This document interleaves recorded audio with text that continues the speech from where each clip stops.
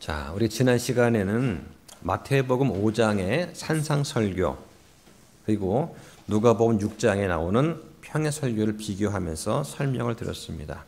예수님께서 제자들을 가르치시면서 네 가지의 복과 네 가지의 화에 대해서 설교를 하셨어요. 복 있는 자들이 어떤 자들이냐? 여기서는 가난한 자들, 굶주리는 자들, 슬피 없는 자들, 그리고 예수님 때문에 사람들로부터 미움받는 자들이 복이 있다고 하시는 거예요. 자, 이게 왜 복이 되느냐? 잘 이해가 안 될 수 있습니다. 그런데 이 말씀은 우리 교회 시대에 주시는 말씀이라기보다는 이 말씀은 예수님께서 재림하실 때 그때 환난 성도한테 주시는 경고와 위로의 말씀이다. 이렇게 우리가 이해하면 좋을 것 같습니다.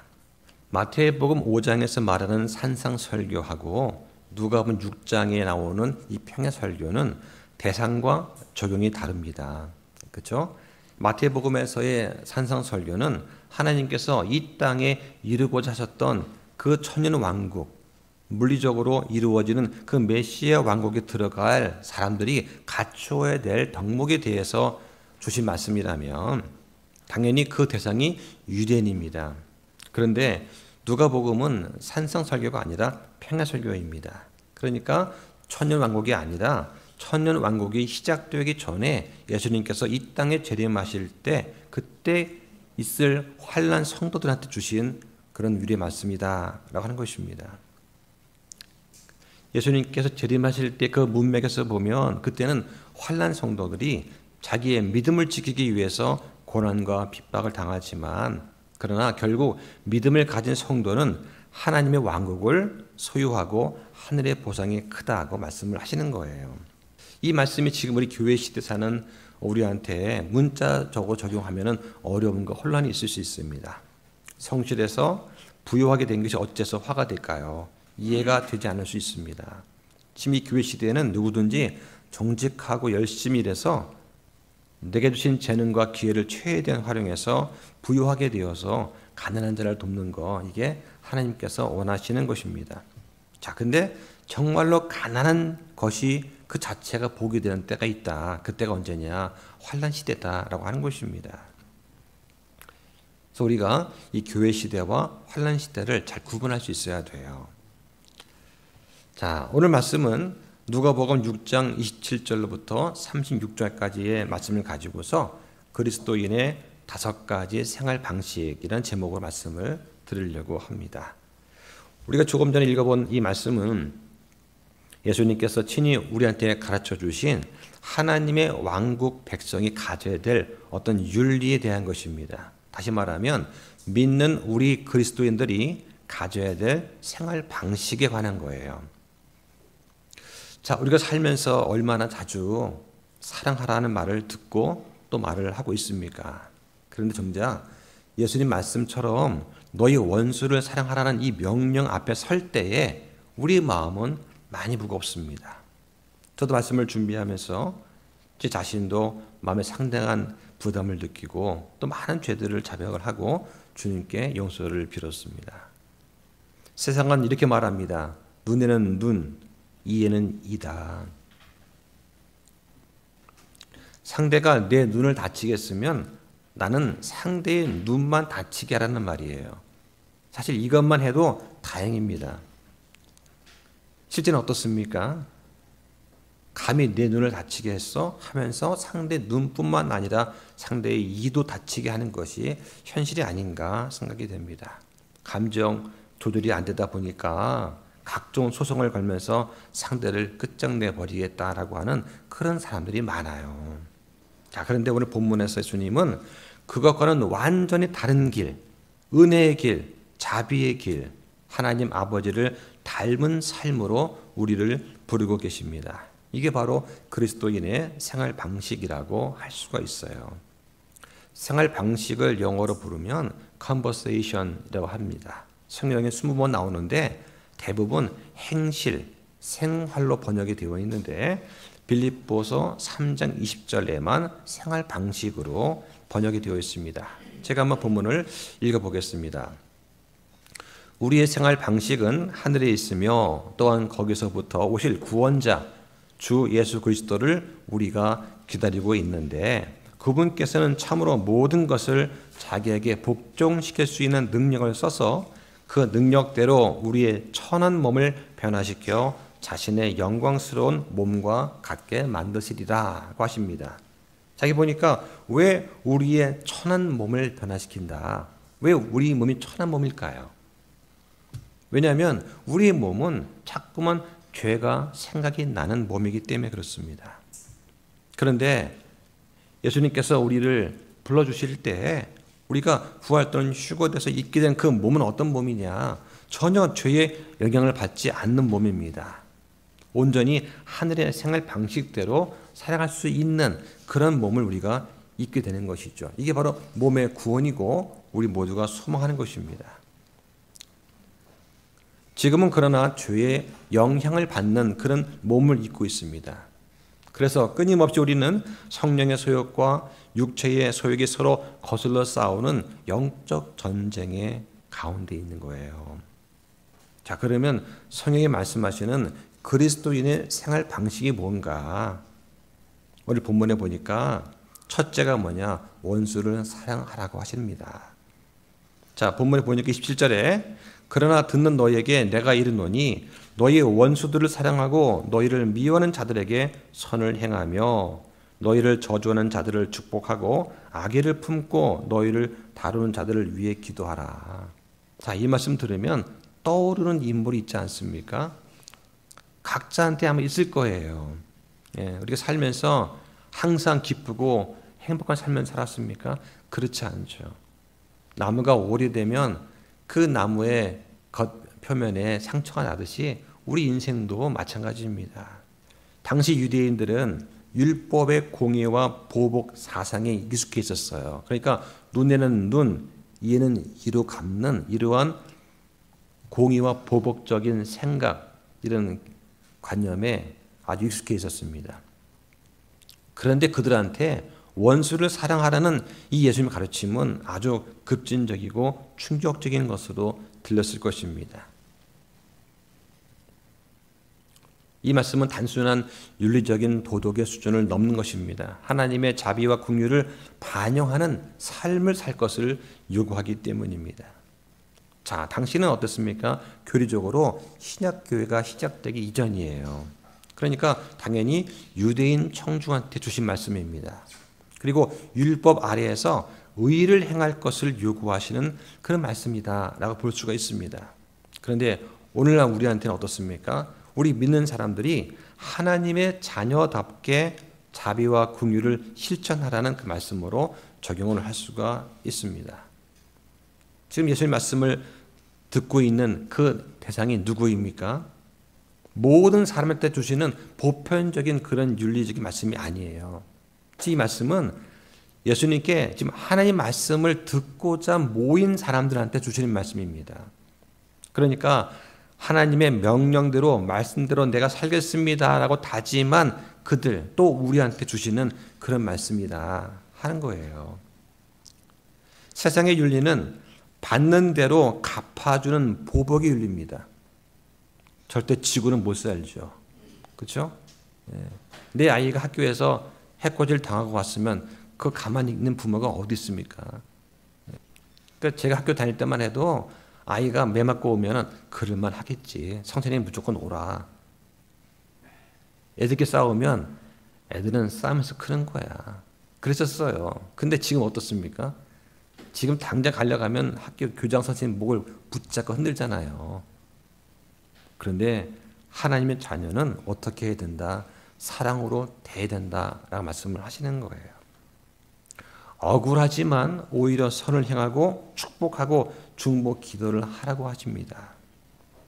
자, 그러니까 당연히 우리 가정에서, 직장에서, 교회에서 혹은 사회에서 나를 불편하게 만드는 사람, 나를 미워하는 그런 사람을 내가 어떻게 대하고 있는가 한번 우리는 생각해 볼 필요가 있습니다. 나는 과연 원수를 사랑할 수 있는가? 이 질문을 던질 때 벌써 내 안에 뭡니까? 나는 그렇지 못하다라고 하는 것을 전제로 하고 있어요.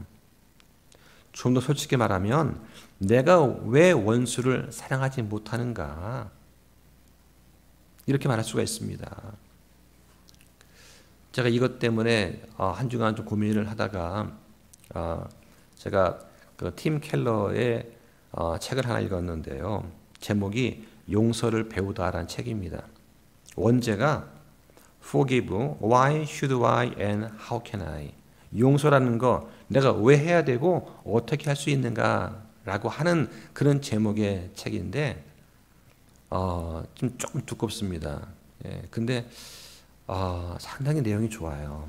예, 기회가 되시면 한번 읽어보시면 좋을 것 같습니다. 거기서 이렇게 말을 하고 있습니다. 우리가 누군가를 용서한다는 거, 용서하려면 몇 가지가 필요한데 첫째는 뭐냐? 죄라고 하는 것을 그저 너그럽게 받아주는 것이 아니라 죄는 처벌받아 마땅한 것으로 우리가 사실로 지적해야 된다라고 하는 거예요.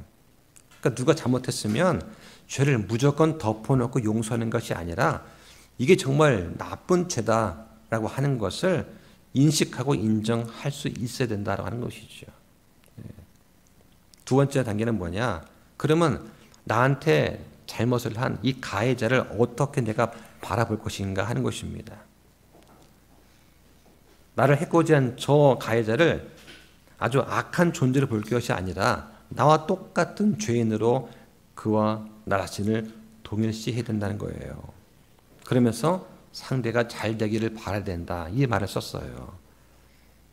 그러니까 나를 해한 저 사람이 건강하고 행복하기를 바라는 마음이 내 안에 있어야 된다. 말로는 잘 되면 좋겠다면서 속으로는 저주를 퍼붓는다면 용서가 아니라고 하는 것이죠. 자, 세 번째는 빚을 스스로 부담을 해야 된다. 자, 이 말이 상당히 저는 와닿았습니다. 그러니까 복수를 꾀하고 되갚을 것이 아니라 빚을 내가 스스로 부담해서 가해자를 그 의무에서 벗어나게 한다. 예를 들면 자동차 사고가 났습니다. 제가 주차를 해놨는데 어떤 리어카를 끌고 가는 할머니가 실수로 가다가 쾅 하면 받았어요. 쭉 긁었는데 수리비가 만약에 1억이 나왔다 칩시다. 그 할머니가 무슨 능력이 있어 갚겠어요. 예. 그럴 때 괜찮다. 용서한다는 게 뭡니까? 내가 그 모든 수리비를 내가 부담하겠다는 거거든요. 그러니까 용서는 뭐냐? 자발적인 고생이다. 내가 그를 용서한다고 해서 그 잘못의 대가가 공중에 그냥 사라지는 것이 아니라고 하는 거예요. 용서한다는 것은 내가 그 대가를 내가 치르겠다라고 하는 선택이다 하는 것입니다. 이것이 바로 예수님의 대속의 죽음이에요. 사람이 무슨 힘이 있어요? 아무 능력이 없지 않습니까? 그러니까 예수님께서 내가 대신 저 사람들의 죄를 대신 내가 짊어지고 내가 죄의 대가를 치르겠다고 하신 겁니다. 이게 예수님의 사랑이지 않습니까? 우리가 그것을 믿고 받아들이면 내 죄가 예수님 때문에 용서되었군요. 이걸 믿고 받아들이면 구원해 주시겠다고 하는 그런 선물도 있는데 우리는 그걸 거부하고 있다는 거 얼마나 파렴치한 것인가, 무지한 것인가 하는 것입니다. 자, 마지막은 뭐냐? 나한테 해를 끼친 그 가해자하고 관계를 영영 끊을 것이 아니라 화해에 힘써야 한다는 것입니다. 앞에 세 번째까지는 할 수 있겠는데 네 번째까지는 못하겠는데요. 하는 분도 있을 것입니다. 내가 용서는 하겠어요. 근데 그를 내가 또 만나서 화해하고 악수도 하고 포옹도 하고 같이 교제한다고요? 정말 용서하지 않고선 이건 불가능한 것입니다. 그렇지 않습니까? 그리고 이것은 믿지 않는 사람이 아니라 믿는 사람을 상대로 쓴 책이에요. 믿지 않는 사람은 이걸 거들떠 보지도 않을 것입니다. 살짝 미끄러져서 뒤에서 쿵 했는데 병원에 한 달 동안 누워있질 않나. 그게 사람의 본성 아닙니까? 이건 그게 아니라고 하는 거예요. 자, 그러면 성경적으로 볼 때 어떻게 우리가 볼 수 있나? 왜 우리는 용서를 못하는가? 첫 번째는 우리가 복음을 잊었기 때문이다. 복음이 무엇입니까? 내가 하나님의 원수였을 때 그분께서 먼저 나를 사랑하셨다는 소식입니다. 이게 바로 복음이에요. 그런데 우리는 어떻습니까? 너무나 자주 이 은혜를 잊어버려요. 그리고 스스로 의롭다 생각합니다. 그러면서 나보다 악한 자를 정죄합니다. 청문회 때도 보십시오. 어떤 사람을 신랄하게 비판하고 정죄하고 했던 그 사람이 나중에 가면 더 큰 죄를 저지르는 것으로 들통날 때가 한두 번이 아닙니다. 때문에 복음을 날마다 새롭게 마음에 새기지 않으면 우리는 원수를 사랑할 수가 없는 것입니다. 그럼 우리가 어떻게 날마다 새롭게 변화가 될 수 있냐? 우리가 날마다 말씀을 읽고 설교 말씀을 듣고 기도와 묵상하고 그리고 형제와 교제를 통해서 서로 권면해 주는 거, 이것밖에는 방법이 없어요. 자, 왜 우리가 용서를 못하냐? 두 번째 이유는 자기 중심적인 감정과 상처 때문입니다. 내가 그를 사랑하지 못하는 이유는 상대방 때문이 아니라 내 마음 때문에 그래요. 상처받은 내 감정, 내 자존심이 보상받기 위해서 용서를 하지 못하거나 사랑하지 못하게 되는 것입니다. 그런데 우리가 이런 감정을 주님 앞에 내려놓고 십자가 아래 설 때에 치유와 용서가 시작이 되는 거예요. 자, 세 번째는 뭐냐? 하나님께서 주신 권리를 내가 포기하지 않기 때문입니다. 예수님께서는 자기를 저주하는 자들을 위해서 기도하셨습니다. 왜냐하면 그분은 심판의 권리를 하나님께 맡기셨기 때문입니다. 성경에 보니까 욕을 당하시되 맞대어 욕하지 아니하시고 고난을 당하시되 위협하지 아니하셨으며 오히려 의롭게 심판하시는 분에게 자기를 맡기셨다라고 말씀을 하십니다. 그런데 우리는 어떻습니까? 내가 보복하고 싶어요. 내 눈앞에서 저 사람이 힘들어 고생하는 걸 내가 보고 싶은 겁니다. 이게 옛사람, 옛 성품의 본성인 것입니다. 그런데 그리스도인은 안 그럴까요? 목사는 안 그렇습니까? 똑같습니다. 저는 평신도보다 더 악한 목사도 본 적이 있어요. 그러니까 하나님께 온전히 맡기는 믿음이 없이는 원수를 사랑할 수 없다고 하는 것입니다. 자, 또 한 가지는 뭐냐? 내가 하나님의 성품을 담지 못했기 때문에 그래요. 오늘 본문에 그러므로 너희 아버지께서 긍휼을 베푸시는 것 같이 너희도 긍휼을 베풀라. 원수를 사랑하는 삶은 단순히 내가 착한 사람이 되라는 그런 말씀이 아니에요. 내가 하나님의 아이라면, 하나님의 자녀라면 내 아버지를 닮아야 되는 거예요. 긍휼을 베푸는 것은 하나님 아버지의 성품을 내가 닮아가는 것입니다. 이게 바로 성령의 열매로 우리 안에 사랑이 맺힐 때 가능해지는 거예요. 그러려면 어떻게 되냐? 우리의 혼이 하나님께 온전히 내어드린 바 되어야 됩니다. 그래서 우리 영이 하나님과 교통을 하고 성령님께서 우리의 말과 행동을 다스리도록 우리가 허락해야 되는 거예요. 이게 바로 몸과 혼이 분리된 하나님께 영적 할례를 받은 그리스도인만 가능한 것입니다. 믿지 않는 사람 가운데도 간혹 너그럽게 용서를 베푸는 사람이 있어요.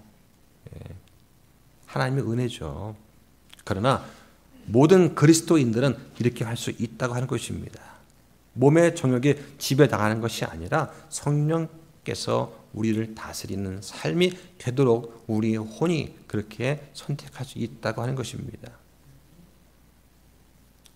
자, 그리스도인의 생활 방식 두 번째는 뭐냐?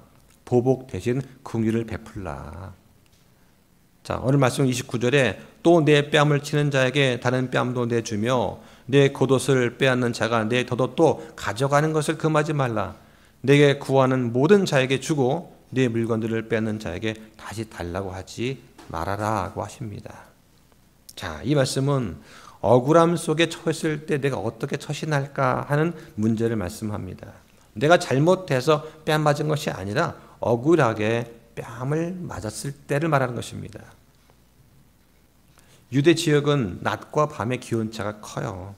그래서 밤에는 겉옷이 생명을 유지하는 데 꼭 필요한 그런 물건이었습니다. 그래서 성경에 출애굽기 22장 26절 7절에 보면 하나님께서 이웃의 옷을 담보로 잡았으면 해 지기 전에 돌려주라고 명령을 하시는 거예요. 자, 그렇다면 예수님께서 이렇게 생명에 관련된 소중한 생존 도구까지도 빼앗기도록 허용하시는 말씀하신 이유가 뭘까? 당시 예수님 시대에는 로마 제국의 식민 통치가 있었습니다. 그래서 억울하고 부당하게 재산을 강탈당하는 일이 빈번했습니다. 겉옷을 빼앗는 자가 누구냐? 단순히 강도일 수도 있고 또는 법적인 소송 다툼에서 이기거나 패해서 이런 일이 벌어지는 경우도 있어요. 예수님께서는 만약 이런 억울한 상황 속에서도 어떻게 하라는 것입니까? 자기의 권리를 주장하지 말고 선으로 응답하라는 그런 자세를 가르치신 거예요. 자, 이 말씀을 어떻게 우리 적용할 수 있을까요? 문자 그대로 복종하고 적용하기보다는 우리가 마음의 태도를 보시는 것 같습니다. 억울하게 손해보더라도 원수를 미워하거나 보복하지 말고 적극적으로 선을 베풀며 사랑하라는 그런 명령의 말씀이에요. 자, 그러려면 먼저 필요한 게 있습니다. 바로 하나님께서 의인의 억울함을 아신다는 확신이 바탕에 있어야 돼요. 당장 내가 손해인 것 같아요. 그런데 나중에 큰 보상이 있을 거라는 확신이 있어야 이 명령에 순종할 수가 있습니다. 우리가 억울함 가운데 처했을 때 성경 뭐라고 하시나 몇 구절 한번 보겠습니다. 자, 한번 볼까요? 시편 37편 5절로 7절을 보겠습니다. 5절부터 7절까지의 말씀입니다. 제가 읽겠습니다. 내 길을 주께 맡기고 또한 그분을 신뢰하라. 그분께서 그것을 이루시고 내 의를 빛같이 내 판단의 공의를 대낮같이 드러내시리로다. 주 안에서 안식하며 끈기 있게 그분을 기다리라. 자기의 길에서 성공하는 자나 사악한 꾀를 이루는 사람으로 인해 초조해하지 말라. 분명히 구약의 말씀이지만 지금은 신약의 우리한테도 적용되는 그런 말씀 아닐까요? 정말 악한 사람인데 자기 길에서 사악한 꾀를 내서 성공하고 번창하는 사람이 있습니다. 그런 사람 볼 때 우리는 초조하지 말라고 하시는 거예요. 그러면서 내 길을 주께 맡기고 신뢰하라. 어떻게 하는 것이 맡기는 것일까? 어떻게 하는 것이? 예. 우리가 운전할 때 내비게이션을 키고 가면은 내비게이션이 가라는 대로 갑니다. 그죠? 아, 내 생각엔 이게 지름길 같아. 하지만 가라면 그걸 따라가는 거잖아요. 그죠? 그런 것 같습니다. 내가 보일 때는 이게 더 현명한 것 같지만 말씀에서 지시하는 대로 내가 그냥 가는 거, 이게 맡기는 거예요. 어떨 때는 내가 정말 억울한 상황에 있는 내 형편보다 불의한 방법으로 사악한 꾀를 내서 번창하는 사람 보는 게 더 힘들 때가 있습니다. 자, 또 보겠습니다. 출애굽기 14장 14절 보세요. 자, 함께 씁니다. 시작. 주께서 너희를 위하여 싸우시리니 너희는 잠잠히 있을지니라 하니라. 제가 예전에 학생 때 믿음이 무엇입니까? 라고 제가 질문을 드렸더니 그때 이제 우리 성역 공부 그룹에서 그때 이제 인도하시던 분이 이렇게 답변을 해줬어요. 믿음이 무엇입니까? 믿는 게 뭐예요? 그때 주님께서 나를 대신해서 앞에 싸우실 때 주께서 어떻게 하시는지 잠잠히 바라보는 거. 내가 내 의를 가지고 내 힘을 가지고 나가서 내가 뭔가를 바꾸는 것이 아니라 주님께서 이루어질 것을 믿고 바라면서 잠잠히 기다리는 것. 내가 할 수 있는 일은 최선을 다해 한 다음에 내가 할 수 없는 영역에 있는 것은 뭡니까? 주님께서 어떻게 이루어지는지 잠잠히 바라보라고 하는 거예요. 이스라엘이 홍해 앞에서 도망갈 길이 없을 때 하나님께서 억울한 상황을 직접 해결해 주세요. 그때 필요한 믿음이 뭐냐? 잠잠히 있으면서 하나님께서 내 앞에서 하시는 일을 바라보는 거다. 자, 또 하나 보겠습니다. 시편 55편 22절. 아까도 비슷한 말씀인데요. 시편 55편 22절. 자, 함께 씁니다. 시작. 내 짐을 주께 맡기라. 그러면 그분께서 너를 붙드시고 의로운 자가 흔들리는 것을 결코 허락하지 아니하시리로다. 자, 여기는 내 짐을 맡기라고 했고 아까는 내 길을 주께 맡기라고 했는데 영어 표현은 좀 다릅니다만 여기 보니까 시편 55편 22절에는 cast thy burden upon the Lord라고 되어 있어요. cast는 뭐냐? 던지는 거예요. 던지는 거. 그러니까 내 짐을 주님께 주님 받으세요 하고 확 던져버리는 거예요. 예. 맡겼다가 다시 찾는 것이 아니고 던지는 것입니다. 예. 주님 얼마나 힘드세요. 잠깐 맡아주시고 제가 다시 짊어질게요. 이게 아니라고 하는 것입니다. 내 짐을 주님께 던져버리라고 하는 거예요. 던진 다음에는 내가 잊어야 되는 것입니다. 근데 잊지 못하고 자꾸만 마음속에 두면 어떻게 돼요? 짐을 맡겼다가 다시 찾아와서 내가 짊어지려고 하는 것이죠. 이거는 버스를 타면서 버스가 힘들까 봐 내가 짐을 어깨에 지고 있는 똑같은 거예요. 아주 어리석은 것입니다. 자, 또 하나 보겠습니다. 잠언 20장 22절 보세요. 자, 함께 씁니다. 시작. 너는 말하기를 내가 악을 갚겠다 하지 말고 주를 기다리라. 그분께서 너를 구원하시리라. 그런데 어떻습니까? 우리는 내가 갚겠다 하고 하면서 주를 기다리지 않을 때가 너무나 많지 않나. 이게 우리가 반성을 해야 되는 거예요. 자, 그러면서 오늘 본문에 누가복음 6장 30절의 핵심 뭐냐? 너희는 주는 자가 되라. 세상은 받는 자가 되려고 하지만 주님의 제자는 주는 자가 되어야 된다. 그래서 그리스도인의 생활 방식 세 번째가 뭐냐? 바로 황금주의 정신입니다. 31절에 사람들이 너에게 해주기를 바라는 대로 너희도 그들에게 그와 같이 하라. 자, 먼저 기억할 것은 이 말씀은 구원의 기준이 아니에요. 그리스도인의 삶의 윤리를 말하는 것입니다. 이렇게 하면 구원받는다가 아니라 구원받는 성도는 이렇게 살아야 한다는 삶의 표준을 말씀을 하는 거예요. 유대교에서도 비슷한 말이 있습니다. 네가 싫어하는 것을 남에게 시키지 말아라. 공자도 이런 말을 했어요. 내가 원하지 않는 것을 남에게 하지 말라. 그런데 이것들은 하지 말라라는 소극적인 금지 말씀이지만 지금 오늘 본문의 말씀은 뭐냐? 적극적으로 선을 행하라는 말씀을 하고 있습니다. 내가 누군가한테 하는 말과 행동이 정말 나도 그렇게 받고 싶은 말, 행동인가? 이걸 한번 생각하고 행동하면 좋겠습니다. 이게 황금줄이죠. 우리 교회가 처음 세워질 때 많은 사람들이 다녀갔습니다. 예. 기억나는 게 어떤 형제가 와서 자꾸 가르치려고 하는 거예요. 예. 교회 온 지 이제 곧 1시간밖에 안 됐어요. 그런데 오자마자 막 가르쳐요. 그러면서 하는 말이 성경 말씀에 서로 가르치라고 하지 않았습니까? 난 이 말씀에 순종하는 것입니다. 하면서 하지 말라고 계속 가르쳐요. 예, 좀 상식적이지 못한 그런 분이었습니다. 예. 초창기에는 그런 분들이 좀 많았다 갔었어요. 이런 분의 특징이 뭐냐? 다른 사람이 말하는 것은 듣지 않고 자기만 이야기하려고 하는 거예요. 그러면서 자기는 나는 말씀에 순종한다라고 하는 것입니다. 이건 황금주의 기본 정신을 어긴 것입니다. 예. 그래서 어떤 분은 제가 좋게 타일러서 내보냈고 어떤 분은 자기 분에 못 이겨서 나간 분도 있어요. 예. 그런 분들이 교회에 많아지면 교회는 질서가 없어집니다. 예. 잘 설 수가 없게 되는 것이죠. 자, 네 번째 생활 방식은 뭐냐면 세상과 구별되는 사랑을 하라고 합니다. 32절에 너희가 너희를 사랑하는 자들을 사랑하면 무슨 감사를 너희가 받겠느냐. 죄인들도 자기를 사랑하는 자들을 사랑하느니라.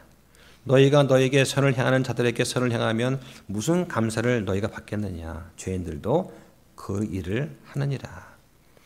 너희가 어떤 자들에게 받기를 바라며 빌려주면 무슨 감사를 너희가 받겠느냐. 죄인들도 준 만큼 다시 받으려고 죄인들에게 빌려주느니라고 하십니다. 세상의 기준은 호혜적 사랑이에요. 그러니까 나를 사랑하는 사람을 그만큼 내가 사랑하는 것입니다. 이거 뭐 특별한 것이 아니에요. 예. 양심 있는 사람이라면 다 이렇게 합니다. 그런데 하나님의 자녀한테는 더 높은 기준을 요구합니다. 우리는 죄인들과 구별된 삶을 살아야 돼요. 그 조건이 뭐냐? 바로 조건 없는 사랑이다 하는 것입니다. 그래서 우리 킹덤 성경은 단순한 사랑, 러브가 아니라 하나님의 사랑, 성도의 사랑을 말하는 체리티라는 말을 특별히 두고 있습니다. 이 체리티 사랑은 뭐냐? 그리스도 안에서 변화된 사람한테만 흘러나오는 믿음의 열매예요. 자, 그럼 어떻게 우리가 조건 없이 사랑할 수가 있는가? 자, 몇 가지를 말씀드리면, 하나는 하나님이 먼저 나를 조건 없이 사랑하셨다는 것을 기억해야 됩니다. 요한일서 4장 19절에 우리가 그분을 사랑하면 그분께서 먼저 우리를 사랑하셨기 때문이다고 하십니다. 내가 무슨 자격이 있어서가 아니라 아무런 자격이 없는데도 불구하고 조건 없이 나를 사랑하셨다. 예수님께서 아무 자격도 없는 나를 위해서 대신 죽으셨구나. 내 죄값을 대신 치르셨구나 하는 것을 내가 믿고 인정하고 받아들이는 거. 이 첫 번째 단계예요. 자, 두 번째는 성령의 열매로 아가페 사랑을 우리가 가져야 됩니다. 우리 다 알고 있는 갈라디아서 2장 20절 말씀. 내가 그리스도와 함께 십자가에 못 박혀 있지만 그럼에도 불구하고 내가 사노라. 그러나 내가 아니요. 그리스도께서 내 안에 사신다. 나는 지금 내가 육체 안에서 사는 삶을 나를 사랑하사 나를 위해 자신을 주신 하나님의 아들의 믿음으로 산다고 말씀하는 거예요. 성령님께서 우리 안에서 이러한 예수님의 사랑을 이루어 가실 때 그때 우리는 원수까지도 사랑할 수가 있습니다. 그러려면 어떻게 되느냐? 먼저 내 자아가 죽어야 돼요. 내 자아가. 내가 누군데부터 해서 내가 왕년에 어쨌는데부터 해서 이거 있는 한은 결코 사랑할 수가 없습니다. 저는 이제 저녁 때 이렇게 쭉 산책하다 보면은 그 아파트 단지에 경비실에 있는 경비실 그 아저씨들이 계세요. 경비원들이. 경비원 되기 힘든 거 아시죠? 제가 아는 어떤 분은 대학교 졸업하고 대기업 다니다가 은퇴하신 분이 그거 하세요. 대기업 가려면 공부 잘해야 되는 거 알죠? 그죠? 네. 대기업 다니려면은 성품도 좋아야 됩니다. 인성평가 수시로 해요. 그리고 정년 퇴임했는데 그래도 내가 뭔가 일을 해야 되겠다. 예. 자식들 앞에서 내가 노는 모습 안 보여줘야지. 그런 마음 가지고 하려면 경비원 하는데 경비원들에 대한 주민의 태도가 그렇게 좋지 못한 데가 많습니다. 그런데 불구하고 보면 먼저 인쇄를 해요. 나이가 더 많으신데도 주민분 먼저 인쇄를 하고 낮아진다는 거. 저는 볼 때마다 아 정말 대단하구나. 내가 왕년에 동문회 뭐 총회장이었는데부터 시작해서 떠올리면 그 못합니다. 자아를 죽이지 못하면 겸손할 수가 없는 거예요. 사랑도 못합니다. 그런 분들이 길 지나가다가 휴지 떨어진 거 줍습니다. 저는 안 주서요. 근데 그건 뭐 죽는단 말이죠. 그게 일이어서가 아니라 그거 어떻게 하겠습니까? 눈에 보이지도 않아요, 저는. 자, 또 하나는 뭐냐? 원수조차도 그를 위해 기도하는 마음으로 마음이 열리게 해야 된다. 오늘 본문에 너희를 저주하는 자를 축복하라고 합니다. 내가 마음에 안 드는 사람, 나를 괴롭히는 사람을 놓고 기도하기 시작하면 성령님께서 우리의 마음을 부드럽게 하세요. 예. 예수님께서 또 십자가 위에서 그들을 위해 기도하셨지 않습니까? 예. 얼마 전에 목사님과 교제를 하다 보니까 그분이 그런 말씀하세요. 자기를 미워했던 어떤 목사가 있었대요. 예. 근데 너무나 충격적으로 자기를 위협을 하고 모욕을 해서 그게 마음에 상처가 되었습니다. 그분이 7년 동안 기도를 하셨대요. 7년. 그래서 오늘도 그 목사를 위해서 제가 기도하고 나왔습니다. 그러는 거예요. 전 속으로 왜 7년 동안이나 기도를 했을까? 한 일주일 하면 되지 않았을까? 왜 7년 동안 용서가 왜 안 됐을까? 왜냐면 그 목사와 이 목사는 서로 알거든요. 예, 현역입니다, 두 분 다. 예, 그러니까 소리가 들지 않습니까, 이렇게? 예, 사라졌으면 모르는데 같은 공간에 있기 때문에 끊임없이 자기를 괴롭히는 것이죠. 그런데 이 목사님조차도 지금은 덤덤합니다. 뭐 이런 말 하지만 지금도 기도를 합니다. 그러면서 전에는 이 어찌하오리까 기도했다면 지금은 그 목사를 위해서 축복하는 기도를 매일 한다는 거예요. 그분 정말 잘 되면 좋겠다. 그분 정말 영역간의 강간함을 얻어서 바른 말씀 전하고 바른 목회를 하면 좋겠다라고 매일 그를 위해 중보기도를 하신다고 들었어요. 저는 그 마음이 이해가 돼요. 자, 또 한 가지는 뭐냐? 그 사람도 긍휼이 필요한 죄인이다 하는 것을 이해하라는 것입니다. 나뿐만 아니라 그 사람도 죄에 묶여 있구나. 그래서 하나님의 긍휼이 필요한 존재이구나 하는 것을 내가 인식할 때 그때 불쌍히 여기는 마음이 생긴다. 나뿐만 아니라 저 사람도 하나님의 은혜가 없으면 설 수가 없는 그런 사람이구나 하고 애처롭게 불쌍하게 여길 수 있다고 하는 것입니다. 또 한 가지는 축복하고 섬기는 구체적인 행동으로 사랑을 표현하라는 것입니다. 로마서 12장 20절에 그러므로 네 원수가 줄이거든 그를 먹이고 목마르거든 그에게 마실 것을 주라고 하십니다. 자, 이렇게 해야지만 진정한 용서가 된다고 하는 것이죠. 자, 그러면 마지막 다섯 번째는 뭐냐? 하늘의 보상이 있다고 하는 것, 그리고 나는 누구인가라는 정체성을 기억하라고 하는 것입니다. 자, 여러분 어떤 존재입니까? 여러분은 바로 하나님의 아이들이에요. 예. 자, 35절 보겠습니다. 오히려 너희는 너희 원수들을 사랑하고 선을 행하며 아무것도 다시 바라지 말고 빌려주라. 그러면 너희 보상이 클 것이요 또 너희가 가장 높으신 분의 아이들이 되리니 그분께서는 감사하지 아니하는 자들과 악한 자들에게 친절하시니라. 그러므로 너희 아버지께서 긍휼을 베푸시는 것 같이 너희도 긍휼을 베풀라. 자, 36절 말씀이 오늘의 가장 중요한 말씀이에요. 자, 함께 다시 읽습니다. 함께 시작. 그러므로 너희 아버지께서 긍휼을 베푸시는 것 같이 너희도 긍휼을 베풀라. 이게 바로 완전한 성도가 되는 길이에요. 아무런 대가도 바라지 않고 사랑과 선을 베푸는 자는 하늘의 보상 받는다고 분명히 말씀하십니다. 자비롭고 긍휼이 많으신 하나님 아버지를 닮는 삶을 살아가는 거, 이게 진정한 성도의 삶이에요. 그래서 성도의 완전함은 어디 있느냐? 바로 긍휼과 자비에 있다. 자, 이걸 좀 강조드리고 싶습니다. 자, 한번 찾아보겠습니다. 마태복음 5장 48절 보세요. 자, 48절 말씀 함께 읽습니다. 시작. 그러므로 하늘에 계신 너희 아버지께서 완전하신 것 같이 너희는 완전할지니라. 자, 여기 완전이라는 단어가 나왔어요. 완전. 자, 근데 이 완전이라는 단어하고 오늘 누가복음 6장 36절에 너희 아버지께서 긍휼을 베푸시는 것 같이 너희도 긍휼을 베풀라. 이 말씀하고 잘 한번 매치를 시켜보시기 바랍니다. 마태복음에서 말하는 그 완전이 뭐냐? 바로 누가복음에서 말하는 긍휼이다 하는 것입니다. 어떤 성도가 완전한 성도냐? 긍휼을 베푸는 성도다 하는 것입니다. 왜냐? 긍휼은 하나님 아버지의 성품이에요. 하나님 아버지를 닮아가는 성도가 완전한 성도입니다.